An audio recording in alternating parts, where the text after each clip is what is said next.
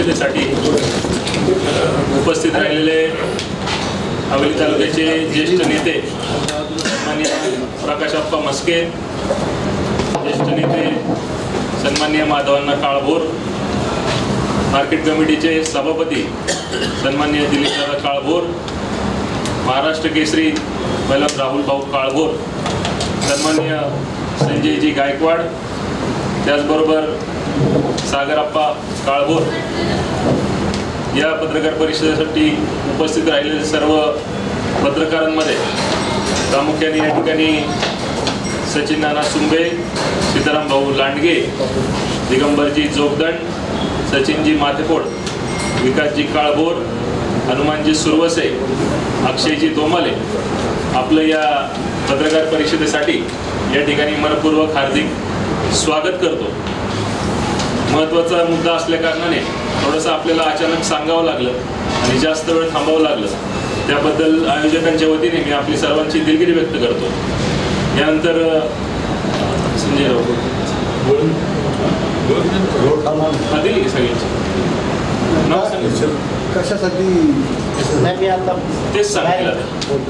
या ठिकाणी संजयराव गायकवाड हे या सर्व विषयाची माहिती या ठिकाणी देते. प्रथम आपण सर्वजण या ठिकाणी यशवंत सहकारी साखर कारखाना ठेवून या साखर कारखान्याच्या संचालक मंडळाच्या निवडणुकीच्या होणाऱ्या निमित्तानं आपण या ठिकाणी ही महत्त्वाची अशी पत्रकार परिषद या ठिकाणी आपण संपन्न करत आहोत. सर्वात प्रथम आपण या ठिकाणी गणपतीच्या चरणी वंदन करूया. या तालुक्याचे भागीदार या कारखान्याचे निर्माते अण्णासाहेब मगर यांच्या स्मृतीला या ठिकाणी अभिवादन करून आजची या पत्रकार परिषदेमध्ये मला अतिशय महत्त्वपूर्ण असा निर्णय आपल्या पत्रकार बांधवांना, प्रिंट मीडियाला आणि इलेक्ट्रिक मीडियाला या ठिकाणी घोषित करायचा आहे. या यशवंत सहकारी साखर कारखान्याच्या निवडणुकीच्या पार्श्वभूमीवर अगोदर याच तालुक्यामधल्या पुणे जिल्हा मध्यवर्ती सहकारी बँक, कृषी उत्पन्न बाजार समिती पुणे या महत्त्वपूर्ण संस्थांच्या निवडणुका पार पडल्या आणि या संस्थांच्या निवडणुकामध्ये हवेली तालुक्यातल्या मान्यवरांनी किंवा जिल्ह्यातल्या मान्यवरांनी संस्थेविषयी घेतलेल्या निवडणुकीच्या भूमिका ह्या प्रामुख्याने या निवडणुकीवर प्रभाव टाकणाऱ्या ठरल्या आणि त्याचाच एक भाग म्हणून आज या ठिकाणी मला ही पत्रकार परिषद घेऊन मला माझा निर्णय आपल्याला सांगावायचा आहे.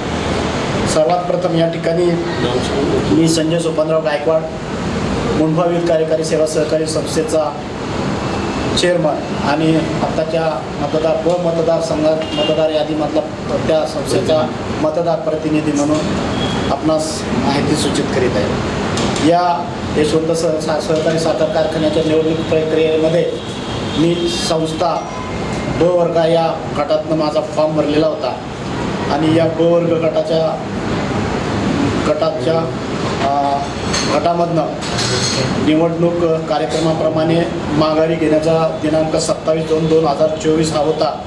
काल दुपारी 3 वाजेपर्यंत मी माझा फॉर्म भरण्याच्या पार्श्वभूमीला असं महत्त्व दिलं होतं की माझ्यासारख्या तरुण कार्यकर्त्याला या ठिकाणी यशवंत सहकारी साखर कारखान्यावर काम करण्याची संधी मिळेल. परंतु या कारखान्यामध्ये ज्या मान्यवरांनी सहभाग घेतला त्यामध्ये कैलासवासी अशोकराव काशीनाथ काळभोर हे यांचा सर्व महत्त्वपूर्ण सहभाग या कारखान्याच्या प्रक्रियेत होता, याची उल्लेख मला या ठिकाणी करायचा आहे. याच्याचबरोबर तालुक्यातली ही जी मंडळी या ठिकाणी उपस्थित आहेत, प्रकाशप्पा मस्के, दिलीपदादा काळभोर आहेत, माधवअण्णा काळभोर आहेत, इतर सर्व मान्यवर की आज जी या पॅनलमध्ये उमेदवार म्हणून आहेत, कैलासवासी शिवाजीराव फुले, नाना फुले यांचे चिरंजीव राजू पाटील फुले या मतदान प्रक्रियेमध्ये गट नंबर 4मधून सहभागी आहेत. या ठिकाणी माघारी घेण्याच्या दिवसापर्यंत समन्वयाअभावी त्या ठिकाणी विड्रॉल देणं वेळेमध्ये मला प्राप्त झालं नाही आणि नंतर नेते मंडळींशी ज्यावेळी समन्वय झाला त्यावेळेस मला 2 पॅनलमध्ये असलेल्या पॅनलमधली त्या ठिकाणची पार्श्वभूमी समजली आणि त्यामुळे मला माझ्या या ठिकाणी हा निर्णय घेणे क्रमप्राप्त आणि योग्य असं वाटलं आणि त्यामुळं मी हा निर्णय या ठिकाणी घेत आहे. या निर्णयामध्ये विशेषतः मी फॉर्म भरला होता किंवा चिन्ह वाटपाचा जरी आजचा दिवस असला तरी या निवडणुकीमध्ये मी माझी सशर्त अशी माघारी घेत असून प्रक्रियेतून माघारी घेत असून माझा ब वर्गामध्ये असलेल्या दुसरे उमेदवार श्री सागर अशोकराव काळभोर यांना मी हा माझा पाठिंबा व्यक्त करीत आहे. हा पाठिंबा देत असताना मी ब वर्ग मतदारसंघामध्ये असलेल्या सर्व मतदार प्रतिनिधींना अशी आव्हान आणि कळकळीची विनंती करतो की त्यांनी जरी तांत्रिक पद्धतीनं बॅलेट पेपरवर माझं नाव त्या ठिकाणी प्रसिद्ध झालं किंवा होईल हे आज मला तांत्रिक बाब माहिती नाही, परंतु जरी आलं तरी त्यांनी कुठल्याही प्रकारच्या माझ्या नावाच्या चिन्हापुढे मतदान करू नये आणि ते मतदान सागर काळभोर यांच्या किटली या चिन्हावर आपण मतदान करून त्या ठिकाणी त्यांना प्रचंड बहुमताने विजय करावा असं आव्हान आणि विनंती मी सर्व मतदारांना करतो. या प्रक्रियेमध्ये मला ज्या नेते मंडळींनी सहकार्य दिलं, समन्वय दिला, हे केलं किंवा इतर उमेदवारांनी मतदारांनी मला मदत केली, माझे सूचक असतील, अनुमोदक असतील किंवा इतर मतदार बंधू भगिनी असेल, त्या सर्वांचं मी या ठिकाणी आभार मानतो आणि यापुढे कारखान्याच्या होणाऱ्या कारभारामध्ये मनापासून सहभागी होऊन पुन्हा कारखाना उर्जित अवस्थेत आणून सहकारामध्ये एक चांगली संस्था कशी चालेल असा नेटाने या ठिकाणी प्रयत्न करतो.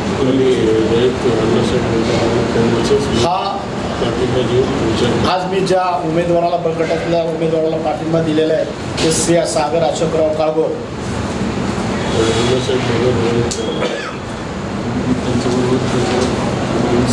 अण्णासाहेब मगर रयत सहकार पॅनल या वर्ग गटातले ते उमेदवार आहेत आणि संपूर्ण अण्णासाहेब मगर रयत सहकार पॅनलच्या उमेदवारांना देखील मी माझा पाठिंबा त्या ठिकाणी पॅनलला जाहीर करत आहे. त्यामुळं तसाही आपण नोंद घ्यावी आणि संपूर्ण रयत सहकार पॅनलच्या इथून पुढे होणाऱ्या प्रचार कार्यक्रमामध्ये सहभागी होऊन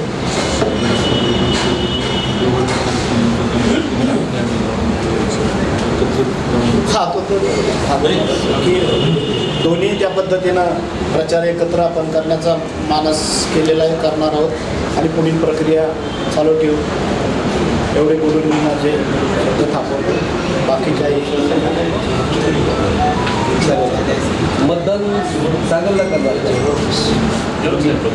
मी माझ्या स्वतःचं मतदान सागर अशोकराव काळभोर यांनाच करणार. उमेदवार या प्रतिस्पर्धी उमेदवारांना मतदान करणार. प्रतिस्पर्धी उमेदवार असं नाही म्हणता येणार. आता आमचा सशर्त पाठिंबा झाला आहे. म्हणजे पुढारीवाल्यांशी बोलायचं म्हणलं तो चेहरा होणार, त्यामुळे तो काही बोलले चुकून फॉर्म राहिला नकळत तुम्ही चुकून फॉर्म राहिला की ठेवला गेला होता की त्या पॅनल नाही. याच्यामध्ये काय झालं, मी उमेदवारी मागत असताना नेते मंडळींच्या काही समन्वयामध्ये आमची कमतरता झाली. नाही, एक प्रश्न साधा तुमचं ते तुम्ही पॅनलमध्ये होता त्या पॅनलमधून माघार घेतली का चुकून फॉर्म राहिला एवढा प्रश्न होता? नाही, मी ज्या नेते मंडळींच्या संपर्कात राहून उमेदवारी द्यायची पॅनल सिलेक्ट करत होतो त्याच्यामध्ये समन्वयाचा अभाव झाला आणि ज्या पॅनलमध्ये मी उमेदवारी दिली होती त्या पॅनलमधली सुद्धा उमेदवारी मी पाठिंबा. ते कुठल्या प्रकारचा दबाव नाही, कुठल्या प्रकारचा आमिष नाही, फ्रँक. कारण एकंदरीत जी यादी प्रक्रिया पाहिजे आणि यादीचा अभ्यास केल्याच्या नंतर जे चित्र माझ्या डोळ्यापुढं उभं राहिलं मी क्लिअर मांडलं. परंतु थोडंसं नेते मंडळींनी लवकर लक्ष दिलं असतं तर आम्हाला ही पत्रकार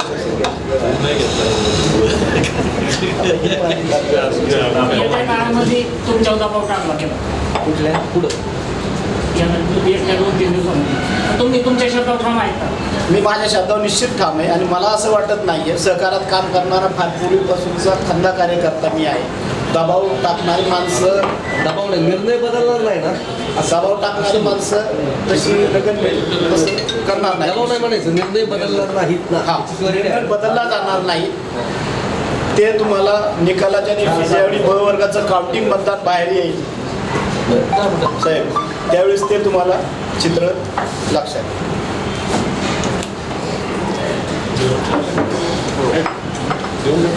अजून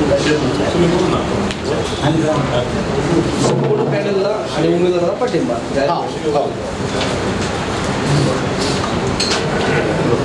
तसं मी जाहीर पत्रक त्या ठिकाणी काढलंय. मान्य निवडणूक निर्णय अधिकाऱ्यांना दिलंय.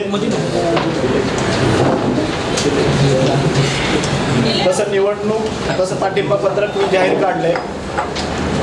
तसं निवडणूक अधिकाऱ्यांनाही कळवलंय की जेणेकरून पुढच्या प्रक्रियेमध्ये खर्चासारख्या गोष्टी काही द्याव्या लागतात त्यांना, त्या गोष्टी वाचतील माझ्या आणि बाकी झाला तेवढा त्यांना देत. कारखान्याच्या कुठल्याही प्रक्रियेत भाग घेऊ इच्छित नाही. कारखान्याची म्हणजे दानाची जी अधिकृत प्रक्रिया टेक्निकली जी त्यांची आहे त्यात प्रचार प्रक्रियेत तुम्ही भाग घ्या. हो. निवडणूक प्रक्रियेत काय होतं आहे त्याच्यामध्ये काय होतं की ते खर्च आपल्याला द्यावा लागेल त्यांना. आपला भागच मधला बंद झाला तर मग ते गाळून पहिला झालेला संपला विषय खर्च द्यायला. त्यामुळे तो आपल्याला तुम्ही ते सगळं सोडून इकडं आला. मी तुम्हाला सुरुवातीला एक सांगितलं की समन्वयाचा अभाव आणि नेते मंडळींमधला आणि माझ्यामधला समन्वयाचा अभाव जेणेकरून असा होता की विड्रॉ टायमिंगच्या प्रक्रियेमध्ये कशी आता संपर्क होऊ शकला नाही. त्यामुळं मला शेवटच्या 10 मिनिटामध्ये ती भूमिका घ्यावी लागली. काही कारणा ब गटामध्ये चांगल्या मान्यवरांनी विड्रॉल दिल्या आणि आमच्या दोघांचीच नावं शिल्लक राहिली. तोपर्यंत सागरदादाचं माझं चर्चाच झालेली नव्हती त्या विषयावर पुढं की बाबा आता काय पुढे. कारण त्यांच्या कल्पनेतले त्यांचे प्रतिस्पर्धी उमेदवार हे वेगळे होते आणि माझ्या स्पर्धेतले वेगळे. त्यामुळे ते दोन्ही चित्र क्लिअर झाल्यामुळे तो विषय सुटला. त्यामुळं आपल्याला तुम्हाला ते निकाल विश्वासात घेतलं नाही का? नाही असंही काय काल विश्वासात घेतलं नाही म्हणण्यापेक्षा त्या सिच्युएशनला शेवटच्या 10 मिनिटाच्या विड्रॉलमध्ये जी परिस्थिती उपलब्ध झाली त्या परिस्थितीला मी स्वतःहून घेतलेला तो निर्णय.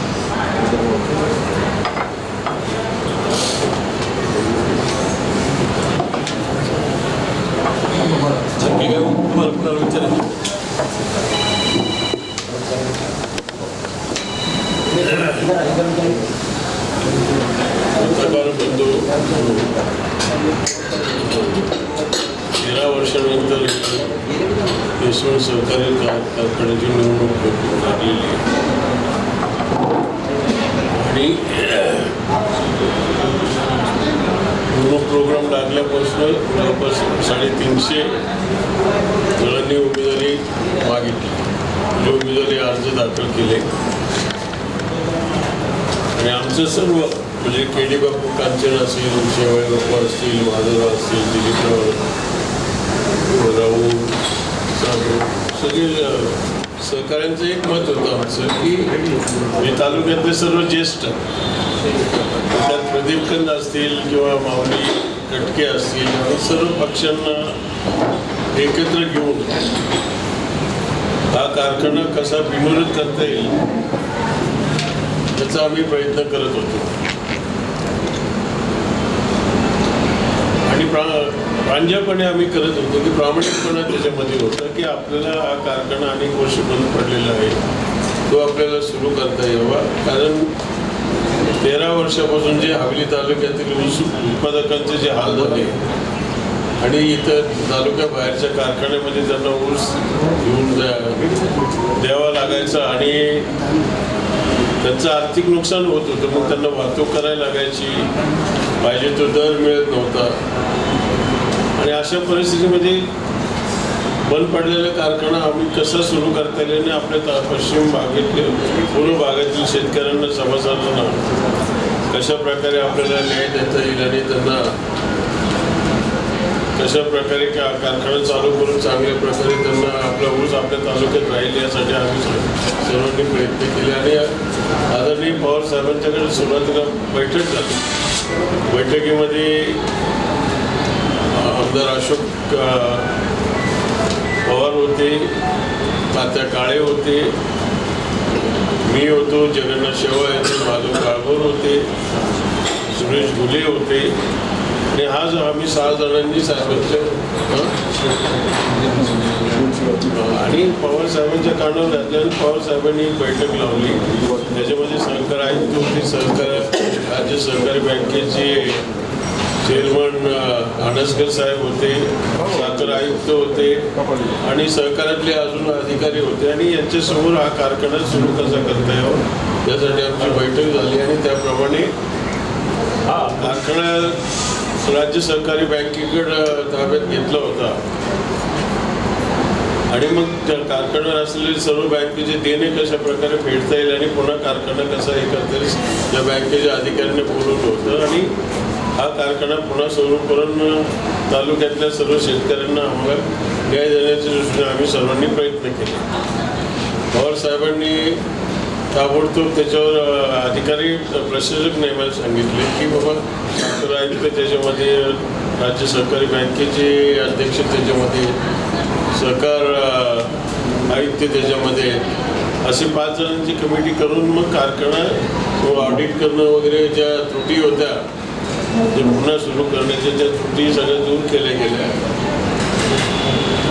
आणि निवडणूक लागण्यासाठी जो काही सुरुवातीला खर्च असेल त्यामध्ये ते काळे कुटुंबांनी सुद्धा प्रयत्न केले आणि ही निवडणूक लागली आणि त्याप्रमाणे ती जाहीर झाली आणि मग त्याच्यामध्ये पण अनेकांनी फॉर्म भरले. आमचा सर्वांचा प्रयत्न होता की मग प्रदीप कंद असतील, ज्ञानेश्वर कटके असतील आणि सर्व पक्षांना एकत्र घेऊन सर्व पक्षाचे उमेदवार घेऊन आणि कारखाना बिनविरोध करून सुरू करण्याच्या आमची प्रक्रियाचा आम्ही सर्वजण सहभागी झालो. गेले 15 दिवस आम्ही प्रयत्न करत होतो. तडजोडीची पण त्याला तसा प्रतिसाद मिळाला आणि शेवटी निवडणूक ही अटळ आहे हे जेव्हा लक्षात आल्यानंतर मग आपण सर्व गटामध्ये 6च्या 6 गटामधले सर्वांना विसर्जन त्या गटातल्या सगळ्यांनी बसून उमेदवार ठरवायचे आणि त्याप्रमाणे सर्वांनी आपापले उमेदवार दिलेले आणि एक चांगला पॅनल अण्णा सहकार महर्षी अण्णासाहेब मगर रयत पॅनल म्हणून आम्ही ते रयत सहकार पॅनल म्हणून आम्ही ते तयार केलं आणि त्याप्रमाणे आम्ही ते तेवढेच फॉर्म ठेवले आणि बाकीचे विरोधी गटाचे आहेत ते आणि चांगल्या उमेदवारांना संधी दिलेली आणि त्यातून हा कारखाना सुरू करण्यासाठी आदरणीय पवारसाहेब असतील, दादा असतील किंवा राज्यातले ज्यांची मदत लागेल, मुख्यमंत्री जरी असले किंवा इतर पक्षाची जरी सत्ता असेल त्यांची मदत घेऊन हा कारखाना कसं सुरू करता येईल याच्यासाठी आम्ही सर्व प्रयत्न करणार आहे. उमेदवार चांगले आहेत, सुशिक्षित आहेत, तरुण आहेत आणि सगळ्यांची भावना आहे की हा कारखाना सुरू केला पाहिजे आणि त्या भावनेतूनच आम्ही पॅनल तयार केलेला आहे आणि त्याची एक सुरुवात आज एक चांगली झाली. आमचे सहकारी संजय गायकवाडांचा फॉर्म त्यांनी काढून घेतला, म्हणजे काढला नाही पण पाठिंबा त्यांनी सागर काळभोर यांना दिला आहे. एक सुरुवात आमच्या पॅनलची चांगली झालेली आहे आणि आम्हाला संपूर्णपणे सर्व पॅनलला आणि खात्री आहे की संपूर्ण पॅनल आमचं या निवडणुकीमध्ये निवडून येईल आणि जे किटली आम्हाला जे चिन्ह मिळाले आहे त्या किटलीवर सर्व आज मगाशी आमची सर्व उमेदवारांची सभासदांची तालुक्यातल्या प्रमुखांची एक बैठक झाली आणि सर्वांनी असा निर्धार केला की काही करून ही पॅनल आपल्याला निवडून आणायचं. त्या दृष्टीने आमची पुढे वाटचाल चालू झालेली आहे. बाकी आम्ही कारखाना सुरू करण्याची दृष्टीची काय ज्यांची मदत लागेल ते आम्ही घेणार आहोत. नक्की काय कारण आहे काय हे निवडणूक बिनविरोध न होऊ शकते? तर त्याला कारण आम्ही तर प्रामाणिकपणे प्रयत्न करत होतो आणि आमचीच इच्छा नाही, ही सर्व सभासदांची इच्छा होती. शेतकरी सभासद कारखान्याचे जे मतदार आहेत सभासद तालुक्यातल्या शेतकऱ्यांची इच्छा होती की तुम्ही आपसातल्या वादात कारखान्याचं नुकसान होऊ नये, आमच्यावर अन्याय होतो, तुम्ही ही निवडणूक कशी एकत्रितपणे विनोद करता येईल आणि सर्व पक्षांना सर्व त्यांना एकत्र घेऊन करा अशी सूचना सभासदांच्याकडून झाली आणि आमचाही तो विचारयोग्य होता. पवार साहेबांनी पण ते सांगितलं होतं की शक्यतो संघर्ष न होता जर तुम्ही एकत्रित आली म्हणजे एकमेकाबद्दल मतभेद होऊ नये पुढे. या पॅनलचे किती येतात त्याच्यामुळे कारखान्याचं सभासदाचं नुकसान होऊ नये, पुन्हा तेच दिवस येऊ नये हा याच्या मागचा चांगला दृष्टिकोन आमच्या सर्वांचा होता की सर्वांना बरोबर घ्यायचं. मग ते हा नाही की हा त्या गटाचा किंवा हा विरोधक किंवा या पक्षाचा किंवा असं आमचं काही ठरलं नव्हतं. सर्वांना बरोबर घेऊन प्रयत्न करायचा आणि त्यासाठी 4-5 मीटिंग पण झाले होते. इलेक्शन होईल, कारखाना चालू होईल. इलेक्शन होईल, कारखाना चालू होईल. कारखाना 12 वर्षापूर्वी बंद पडला. अनेक शेतकऱ्यांनी त्यानंतर सुद्धा ऊस शेती केली होती. परंतु इतर कारखान्यावरती अवलंबून राहिल्यामुळं ऊस हा ज्या कालावधीमध्ये तुटला गेला पाहिजे त्या कालावधीमध्ये तुटला गेला नाही. त्यामुळं कुठंतरी वाढण्यामध्ये घट होत होती शेतकऱ्यांची. कुठं टोळी नाही अशी अनेक उत्तर येत होते शेतकऱ्यांना. त्यामुळं शेतकऱ्यांनी ऊस शेती बंद केली होती. आता कारखाना चालू झाल्यानंतर ज्या प्रमाणामध्ये कारखान्याला ऊस पाहिजे तितका ऊस या पूर्व भागामधून मिळणार का? शेतकरी ऊस शेती करणार का? हा मोठा प्रश्न काय सांगतो. आज 4.5 लाख ते 5 लाख ऊस आपल्या भागात आहे जे कारखान्याच्या कार्यक्षेत्रात. तो ऊस यापूर्वी गोरगंगेला जात होता, नागपूरला जात होता, अनुराजला जात होता, किंवा पाटसला जात होता. काय झालं यावर्षी गोरगंगाई बंदी, अनुराज बंदी, त्यामुळं लोकांना गुराशिवाय काही पर्याय राहिला. कारखान्याला द्यायचं म्हटलं तर कारखान्याची टोळी वेळेवर कधीच, आणि ते त्यांच्या भागातला पहिला ऊस. ज्यावेळेस त्यांच्या सवडीने किंवा टोळी येईल त्यावेळेस काही कारखान्याच्या टोळ्यासुद्धा पळून गेलेल्या आहेत जे चालू आहेत त्यांचे. त्याच्यामुळं पर्यायी शेतकऱ्यांना गुराला ऊस देणं भाग पडतं. आणि कारखान्याला ऊस द्यायची सगळ्यांची इच्छा असताना सुद्धा 700 ते 800 रुपये कमी घेऊन गुराळा द्यावा लागला. त्याचं उदाहरण सांगतो की आज कारखाने जवळजवळ आसपासचे सगळे 3000 रुपये पहिली उचल देतात, गुराळा देतात 2700 रुपये. तो फायनल रेट आहे गुराळाचा 2700. कारखान्यात जरी आता पहिली उचल 3000 दिली असेल, काही समजा 2950 दिलेली आहे, पण यापुढील फायनल बिल ते साधारण ते 3400-3500, त्याच्या पुढं काही देतांची रिकव्हरी चांगली आहे त्या ठिकाणी जास्त देतील. म्हणजे शेतकऱ्यांचं 700-800 रुपये नुकसान होते का नाही. त्यामुळं ऊस कारखाना सगळ्यांची इच्छा आहे की कारखाना कुठल्या परिस्थितीत चालू झाला. आम्हाला ज्या त्रास होतोय ऊस घालवायला, म्हणजे जे कारखाने चालू आहेत त्यांच्याकडे ऊस घालायचं म्हणलं तरी टोळ्या लवकर मिळत नाही. ऊस जास्त दिवसाचा होतो आणि गुराळाला द्यावा तर पहिलं पेमेंट 2700 रुपये, त्याच्यावरच परत देत नाही. कारखान्याचं नंतर देतातच शेवटी फायनल पेमेंट. म्हणून या भागात 4.5-5 लाख टन ऊस आजही आहे. आणि हे 2 कारखाने बंद असल्यामुळं अनुराज आणि गोडंगा तिथलाही ऊस आपल्याला मिळेल. यवतपर्यंत कार्यक्षेत्र तर आपलं आहेच ऑलरेडी. मी यवतपर्यंतचा जो अनुराजला वगैरे जात होता तो सुद्धा ऊस आपल्याला मिळणार. आणि नदीच्या पलीकडचा म्हणजे भीमाकाठ वगैरे आहे ना, त्या एरियात अजून खूप ऊस आहे, तर तो ऊस आपल्याला निश्चितपणे मिळेल. त्याच्यामुळं 5 लाख टनाच्या आत कशी होणार नाही. म्हणून कारखाना सुरू होणं गरजेचं आहे आणि त्या दृष्टीने आम्ही तो प्रयत्न करतोय. सुरू करण्याची काय आता त्याला 2-3 पर्याय आहेत.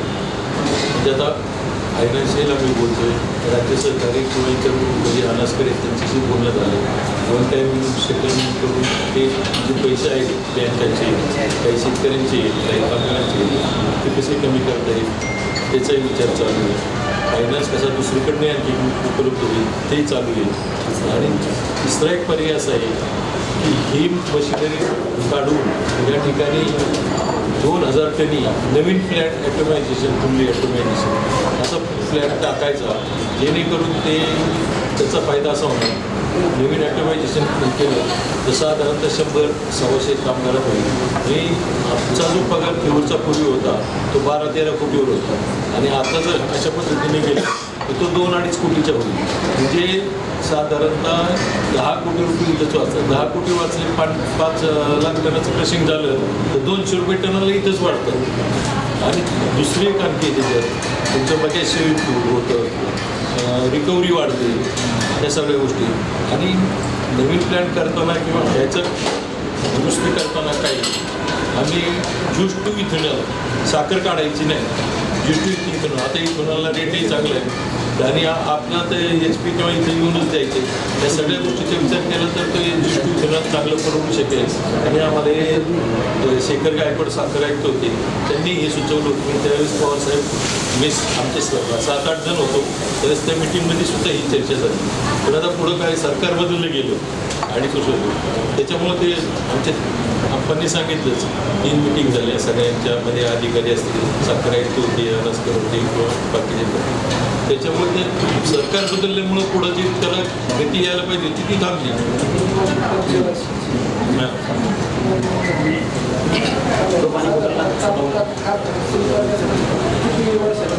1 ते 1.5 वर्ष. तुमच्या प्रमुख बोलणार नाही. आणि दुसरं एक सांगायचं, आम्ही सर्वपक्षीय पॅनल केलेली आहे. त्यामध्ये BJP, राष्ट्रवादी, काँग्रेस सगळ्यांचा विचार करून केलं, जेणेकरून आत्ताचं जे सरकार आहे हे काँग्रेस सोडून राष्ट्रवादीचे गट, त्याच्यानंतर BJP आणि शिवसेनेचा गट, त्याच लोकांशी सुद्धा संपर्क केलेला आहे. त्यांनी सुद्धा सांगितलं आहे की आम्ही तुम्हाला, त्यांनी एक सांगितलं होतं आम्हाला, अजितदादाची उर्वी कांचनमध्ये सभा झाली पोलीस स्टेशनच्या उद्घाटनाची, त्यावेळेस अजितदादांनी सुद्धा सांगितलं तुम्ही हवेलीतले लोक इलेक्शन विनोद करा, तुम्हाला शासकीय जी काय मदत लागेल ती देईल. नंतर काही BJPचे आमदार त्यांनी आम्हाला कबूल केले की बाबा आम्ही तुम्हाला सगळी मदत करू शकतो. त्याच्यामुळं आम्हाला खात्री आहे की आम्ही निश्चितपणे सुरू करू. त्यासाठी 1 ते 1.5 वर्षाचा कालावधी लागणार आहे. प्रश्न असा, पूर्वीचे जे कामगार होते, कामगारांची जी प्रॉब्लेम चालू होती कारखाना चालू झाल्यानंतर त्यांना ते न्याय मिळेल. नाही, तुम्हाला सांगतो बरेचसे कामगार रिटायर झाले, म्हणजे साधारणतः 100 ते 150 आसपासच कामगार राहिले, बाकी सगळे रिटायर झालेले. त्याचा एक प्रश्न सुटून जाईल. त्यात आता मला पवार साहेबांनी सांगितलं होतं BSIचे शिवाजीराव देशमुख, त्यात एक अशी स्कीम आहे कंपल्सरी रिटायरमेंटची काहीतरी, ते केलं ना म्हणजे कामगार आयुक्त असतात, कामगार आयुक्तांशी सुद्धा चर्चा झाली आणि ते करू शकतो. आणि शेतकऱ्यांचे ऊसाची बिलं राहिलेली आहेत शेवटच्या 1-1.5 महिन्यातली बिलं आहे, ते सुद्धा आहे ना, बिल राहिले ना, पण त्यांचं सुद्धा व्याजासकट द्यायचं असं ठरलेलं आहे. आता ह्या सगळ्या गोष्टीला कारणीभूत आहेत ते प्रशासक BJ देशमुख. संचालक मंडळाची चूक नाही, संचालक मंडळाने चालू स्थितीत कारखाना त्यांच्या ताब्यात दिला, शासनाने बोर्ड बनले असते तरी तो चालू होता. त्याच्यानंतर 2-2.5 महिने कारखाना चालू होता. काय प्रशासकाच्या काळात कारखाना बंद झाला आणि त्या ठिकाणी साधारणतः 90-93,000 कोटी शिल्लक होती. ती साखर शेतकऱ्यांचे पैसे द्यायला पाहिजे होते, प्रायोरिटीने पैसे ते दिले गेले नाही. त्याच्यानंतर एक जनरल बॉडी झाली. जनरल बॉडीमध्ये BJ देशमुखांनी असं सांगितलं की 1 वर्षात या ठिकाणी कारखाना चालू करून या ठिकाणी मी फेट्या बांधून जाईल, हे त्याचं भाषण. तुम्हाला आठवत असेल कोणाला किंवा रेकॉर्डिंग असेल तर ते हे प्रशासकांनी सांगितलं. पण प्रशासकांनी जे पुढे प्रयत्न करायला पाहिजे होते काही शून्य प्रयत्न केले, त्यामुळं इतक्या दिवस कारखाना बंद राहिला. नाहीतर आपला कारखाना बंद असं राहायचं एवढं कारण फक्त प्रशासकामुळं राहिलं. त्याने कुठल्याही प्रकारचे प्रयत्न केले नाही, काही नाही.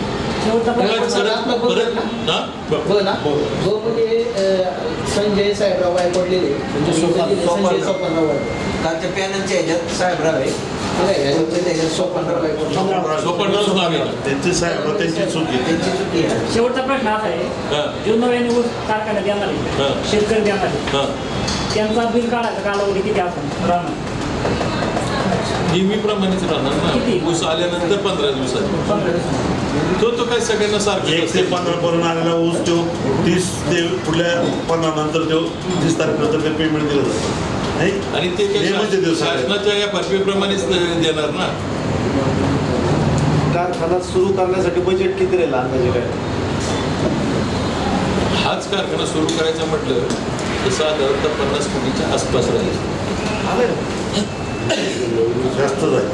आणि नवीन करायचं म्हटलं तर जास्त लागतात नवीन करताना. पण त्या नवीन करण्यात एक फायदा आहे की तुमची रिकव्हरी वाढू शकते, कामगार त्यात कमी लागतात. रिकव्हरी पहिले म्हणजे 12च्या आसपास असू शकते, बघ्यास स्विमिंग होऊ शकतं. आणि नवीन कारखाना केला तर जुष्टी इथेनॉल करायला सोपे जाईल. आणि आज इथेनॉलला केंद्र शासनाने सुद्धा परमिशन दिलेली आहे आणि रेट त्याचे चांगले आहेत. त्याच्यामुळं इथेनॉल करणं कधीही परवडणार आहे.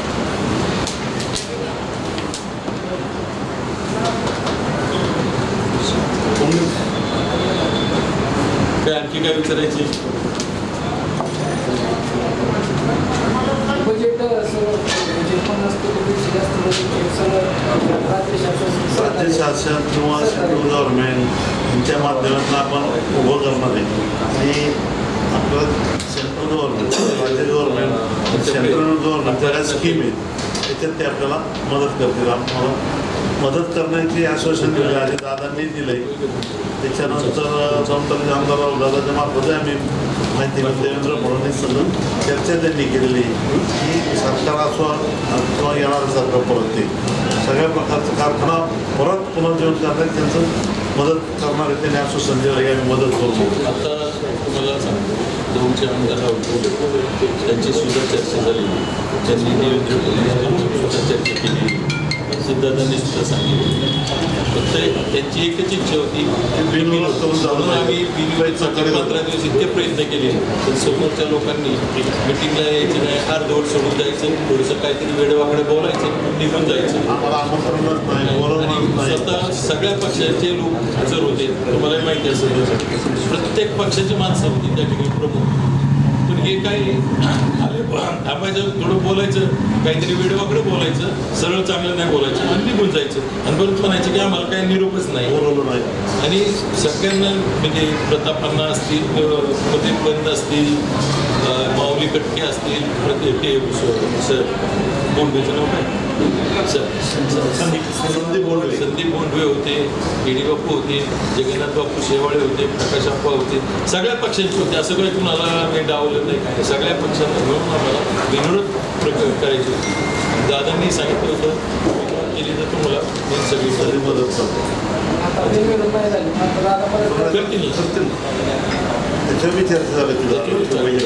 दादाच्या कानावर हे सुद्धा गेले, कुणी कुणी कार्य कशी केलीत काय. आणि विरोध करण्यासाठी विरोध कुणी केला ते म्हणजे आमच्या उमेदवाराला आम्हाला प्रत्येक वेळेस म्हणायचे म्हणजे झालं ना. आता हवेली तालुक्यात चर्चा आहे की बिनविरोधच्या एका जागेवर पिसकटलं, ते खरं आहे का? ते तुम्हाला सांगतो, प्रत्येक वेळेस सांगायचे आमचे विकास उमेदवार तयार आहेत, आम्हाला काय चर्चा करायची नाही आणि काय नाही. चर्चेला वाट बघायला आवडची. तालुक्यातले सगळे सिनियर की जे 40-50 वर्ष सरकारत असतात. आणि आता ते जे तुम्ही मुद्दा काढला ना, आधी म्हणायचे ब वर्गाची जागा आम्हाला द्या, तर तुम्ही 1 जागा आम्हाला द्या, 20 जागा तुम्ही घ्या. ब वर्गाची 1 जागा त्यांना म्हणजे त्यांची मागणी आणि 20 जागा तुम्ही ठरवा. आम्ही ज्यावेळेस प्रत्यक्ष बसलो चर्चेला आहे का ना, त्यावेळेस आपण आम्ही आता असं कुठं म्हणतो ते आधीच बोललो होतो.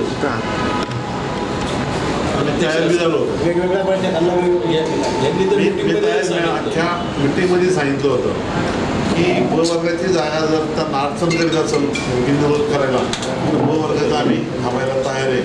20 जागा आमच्यामुळं तुम्हाला ब वर्ग पण 20 जागा त्याच्यात त्यांनी सांगितलं की 20 जागा तुम्ही पण 1 जागा आम्हाला द्या. त्यांचं म्हणत आणि तयारी दाखवली. प्रत्येक वेळेस सांगायचे आमचे 21 लोक तयार आहेत. प्रत्येक वेळ म्हणायचे आमचे पॅनल तयार आहे. ब वर्गातले किती उमेदवार केले त्यांनी आतापर्यंत?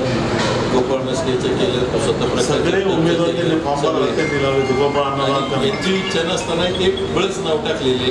यांची काही इच्छा म्हणजे आमचं थोडंसं काय कोऑर्डिनेशन नाही झालं पूर्ण, त्याच्यामुळे नाही सुटबुद्धीचं मत येणार नाही तुम्हाला स्पष्ट ही सांगतो. मला अंगात असल्यामुळे बँक जिंकली मार्केट कमिटी जिंकली आणि त्याच्यामुळे मला सुरुवातीच्या ज्या दोन हे- संस्थांच्या आणि निवडणुका त्यांचा विचार वेगळा आहे की मार्केट कमिटीचे पैसे जे आहेत शिल्लक ते कारखान्याची जागा घेऊन अशी चर्चा आहे ही त्यांची आमची नाही. शेतकरी आता मार्केट कमिटी उद्या समजा भविष्यात कारखान्याची जागा विकायची असली तर आपली मार्केट कमिटीची जागा घेणार का?